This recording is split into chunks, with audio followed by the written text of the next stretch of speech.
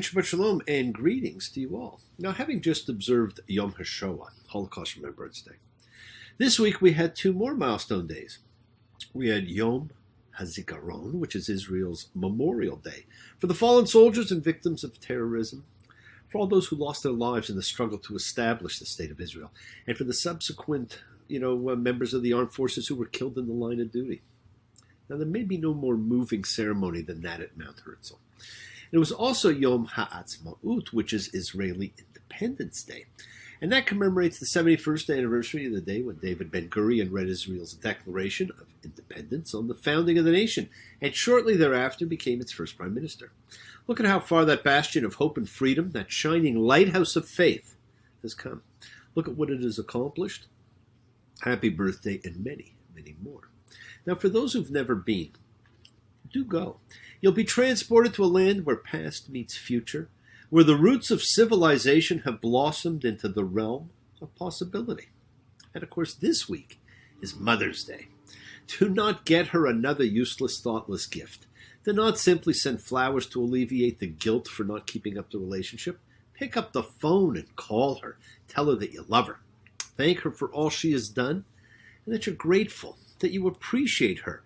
That, my friends, is worth much more than anything. She's never pulled anybody from a burning building. She's never rocked Central Park to a 500,000 fans screaming out her name. She's never hit a shot to win the game. She never left her footprints on the moon. She's never made a solo hot air balloon right around the world. She's not your everyday average girl. Mother, she's not average at all. She keeps families together. Her role cannot be underestimated. She is in charge of the family.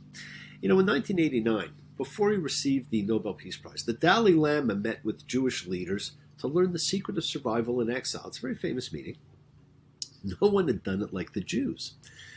And one of the things that came from that historic meeting, and there were several, was that the importance of the home replaced the destroyed temple in Jewish observance. And accordingly, it made the religion more portable and especially equipped for survival in exile. It is the family, my friends, that perpetuates religion, and it is mother who's in charge of keeping the family. Who must know the way to make a proper home, a quiet home, a kosher home? Who must raise the family and run the home so Papa's free to read the holy book? The mama. Now that's tradition. And one of the things that sets Jews apart is they are very text-oriented. We study ancient writings a lot, and we study the interpretations of them. We do that so that everybody can have an opinion, or two, or three, or even more. And in life, there are certain texts that form a priority for review and study, and generally, most of these would be found in the home libraries of most of the people you know. And the 5 or 6 of the most important ones are, well, first of all, it's what we call the 5 books of Moses, otherwise known as the Torah.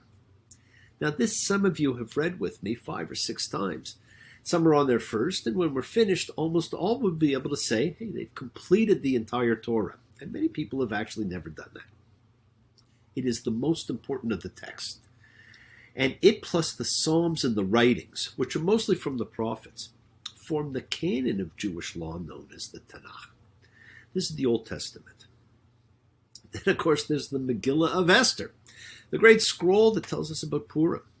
We read that publicly every year, and it is believed to be partially written by the participants themselves. We then have the Mishnah and the Talmud. Now, really, the Talmud incorporates the Mishnah, the ethics of the fathers, and some other writings. But the Mishnah and the Talmud are the great scholarly interpretations of what is in the Torah. They were contributed to over several hundred years by some of the greatest ancient rabbis and thinkers in both Israel and in Babylonia. Now, last but not least, and there are plenty of others, but the last one I want to mention is the daily prayer book, the Siddur, which guides you on the daily and the regular liturgy. This is perhaps the most used and least understood. We teach the how, but not the why or what. And how is not enough. Now, it's believed that studying any of these is supposed to deepen your connection to God. But just thinking about any of these and reading a little, because you've read bits and pieces of all of them before, will help you stay connected and grow. And you want to just grow spiritually as best you can. Now, the study of text is a personal religious act, and it allows you to converse with God. And that's all you're trying to do, is have your own conversation with God.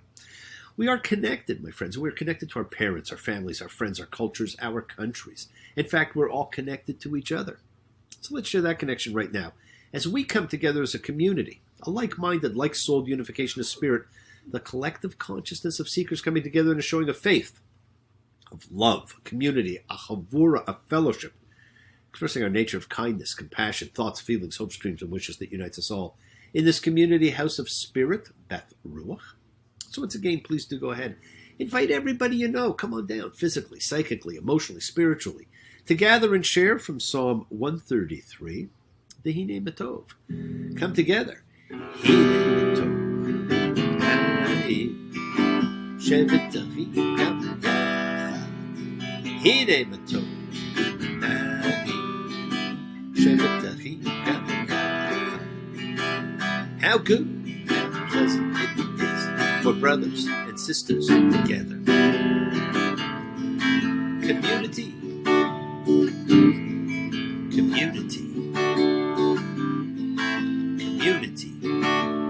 Together. And as a community, my friends, let's all spread love, goodwill, fellowship to the entire world. Remember, friends, this is your sending some of that goodwill that we all generate out to the universe where it will do the most good. And as we send out goodwill and love, let's also take a moment to invoke healing and renewal for everybody everywhere. For everyone you know, for the souls and spirits of everyone you know. So think of whoever that needs healing and renewal and love, or just plain goodwill. Focus on them. Call their names. It's not just for people. It's for our pets. It's for the earth. It's the healing of the earth. The tikkun olam. That's part of all of our spiritual genetic makeups. For the wonderful Leora. For Gabe, for Alex and Ruben. For Ben and Jesse. For Mercedes and Aloma. For Kim. For Joanne. And thank you, Robert, for the books. I've been meaning to tell you. For Chris and John and Steve. And always for the bee. And of course for all of you, because you all need renewal too, my friends. It is the kindness, healing, wishes, goodwill, and love that we all send out that circles the world, finding those in need. So thank you, each of you, for all you do, for all you care, because the world is a world of spirit, and spirit never dies.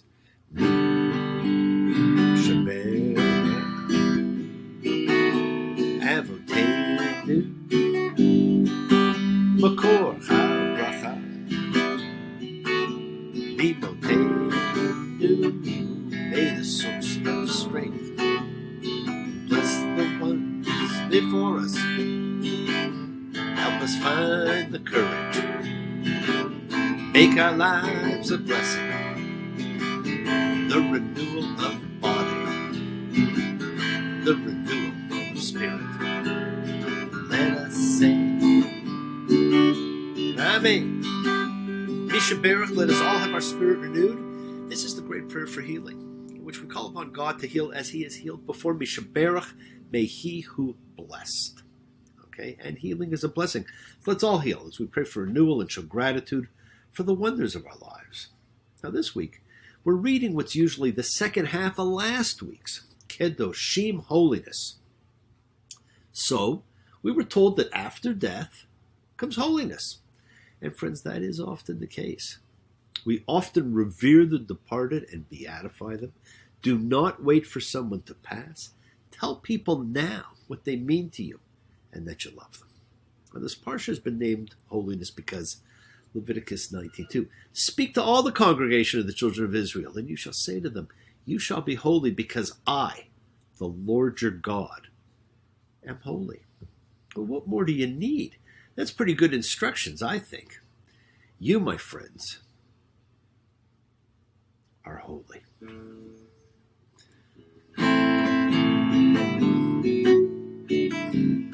My sweet Lord, my Lord,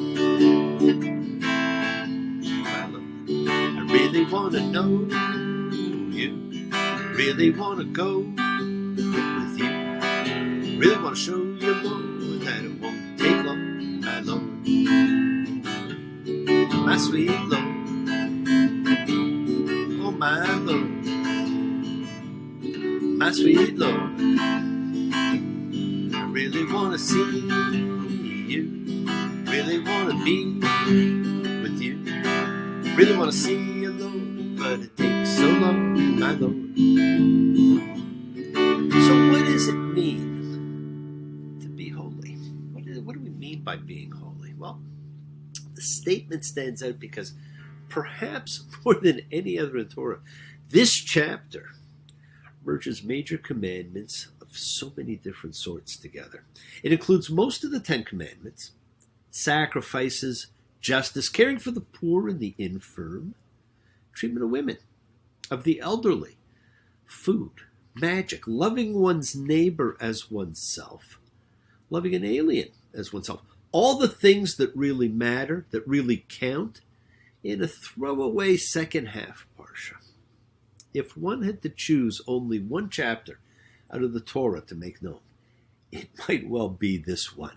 The strange mixing of so many different kinds of commandments may convey that every commandment is important. Even if we're naturally inclined to regard some commandments as a little bit more important than others, and we tend to do that. Some commandments as most important of all, and we do that too. This tapestry presses us to see what is important and valuable in every commandment. There's something good in everything, even commandments that one may question. So not only are most of the big 10 mentioned here, but remember I told you there was a shift, and that now ethical and moral law is intertwined with everything. You do not exploit workers. You leave food for the indigenous society. Leviticus 19:14, you shall not curse a deaf person, and you shall not place a stumbling block in front of a blind person. Now this is amazing. One might not think that they have anything to fear from the deaf or blind who cannot know who is wronging them. But one is warned that God knows, and that one should be afraid of the consequences. God knows it's fragile. God knows everything. God knows it can snap apart right now, just like putting scissors to a string. Now this has greater meaning than you realize at first. Sometimes we are blinded by hate, by jealousy, by fear. This matter of divine knowledge, one is reminded of the case of David's affair with Bathsheba and his getting rid of her husband, which is then known, revealed, and paid back by God. And we're also reminded of Jacob's deception of his father Isaac, who was blind, which is paid back in kind when Jacob is in turn deceived by his sons. The same items that he used to deceive his father, his brother's cloak, the parts of a goat. We learn to be fair. We learn to be honorable, to treat others as we want to be treated. Leviticus 19:15. You shall not do an injustice in judgment. You shall not be partial to a weak person, and you shall not favor a big person. You shall judge your fellow with justice. You shall not hate your brother in your heart. And if one fails to tell a person that he is doing wrong, then one bears the same responsibility for the things that this person goes on to do that might have been prevented. We have a greater responsibility to the nature of good. We have an obligation to tell someone when they are doing wrong. So there you go. The answer to the question in Genesis. We are our brother's keeper. You shall not take revenge, and you shall love your neighbor as yourself. Now the people of Israel are commanded to love all human beings, not just their own people. And that, my friends, is actually quite extraordinary. Yes, my friends, the world is sacred. So is everything in it. Express your gratitude, light a candle, make a wish. Celebrate your life and the lives of those you love. Share your feelings with them. Live free, be free, honor your freedom, be well, be happy, be blessed. Share and honor the light, and all who live in the light continue to shine. Continue to send everybody you know goodwill and love. Pray for peace, for freedom, for everyone, an end to terror and hatred. Remember, friends, we are a community, all of us. We learn together. We celebrate each other. We love each other. We share this right together, men and women equally. So let's send out love, not fear. Send out peace, harmony, goodwill, healing to all who need it. And please do. Learn to forgive and learn to love, including yourself. Open your hearts and honor the relationships of your life. Tell those you love that you love them. Take advantage of the time you have. Enjoy the journey. We take the twists and turns and the patterns that weave through the fabric of our lives in our effort to grow, to learn, to be, to love. So please do love. God bless you all. Have a great week. A week of love and light, a week of peace, a week of miracles. Examine your intentions. Use them to imprint your will on the universe, because we set in motion all that happens in our lives. Our intention, our Kavanaugh, our cause, our effect, everything is linked. As I've said, you always have time to forgive and to be forgiven. You have that knowledge of what is good and what is bad. You acknowledge what you've done wrong to yourself, to God, and to any person you might have wronged, and then ask forgiveness. And do so with sincerity, accountability, and vulnerability. Forgive those who have hurt you as you learn to be forgiving and to be compassionate. The secret of forgiveness, compassion, and peace, my friends, is in acceptance. Can you accept yourself, other people in the world just as they are? Can you accept life just as it is without trying to control it? If you can experience the peace that acceptance brings. So do not stop your journey. Keep on dreaming. Keep on being. Keep sharing. Keep shining. Keep teaching. Keep spreading joy and goodwill. Do not follow fear. Follow love. It's always in front of you. And remember to have faith and unwavering adherence to principle, just as I have faith in the principle of love and all of you. Please act with purity of heart and mind. Despise none, defraud none, hate none. Cherish all. Honor every child of God, every creature of the earth. May all people know peace in this year. May you nurture kindness and love everywhere you go. Work to be present in the body. Expand the heart, quiet the mind, because the deepest source of real power lies in consciousness and the ability to be mindful, aware, present in all of life's circumstances. So make the most of your time in this life. Continue to touch and transform the lives around you, because you're never alone. You're forever blessed and have the ability to bring blessings to everybody you meet. Health, love, renewal to everybody you come across. We're all energy, and energy cannot be destroyed. It can only be transformed. Friends, your words are your power to transform, to love, to bless. So be generous with them. Bless others and bless yourself, and love with the heart. We're all part of a greater whole. Embrace love, not fear, forgiveness, not anger, and be there for someone, because someone will always be there for you whether you know it or not. And continue to explore faith and belief. Never accept shame as a natural state. Whatever you feel others have felt, whatever you've experienced others have too. We share together. We learn together. We help each other. We are each of us trying to find love and acceptance and support. We all have or could have that special someone in our lives, so find them and tell them what they mean. Remember, you're never alone on your journey to your promised land. Watch your words.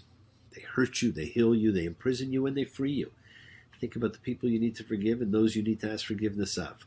Forgiveness comes from acceptance, and that brings peace. And peace, my friends, can last forever. So enjoy the week. Continue to imprint your will upon the year. Call your mother. Tell her that you love her. Love all people. We're the same. We're connected for now, forever. Forgive. And remember, my friends, you're all holy. Well, it's all right. Even if they say you're wrong, well, it's all right. Sometimes you gotta be strong. Well, it's all right. Remember to live and let live. Well, it's all right. The best you can do is forgive. You can sit around and wait for the phone to ring. Wait and wonder what tomorrow will bring. Waiting for someone to tell you everything. Maybe I'm ring. Well, it's all right. Even when push comes to shove. Well, it's all right. If you got someone to love, well, it's all right. Doing the best that you can, well, it's all right. As long as you lend a hand. My friends, lend a hand to all who need help. Light a candle for the souls of the heroes. Call on. Create a vision for yourself and expect the unexpected. Shabbat Shalom. Blessings to you all, and I will see you all again really soon. You take care. Bye.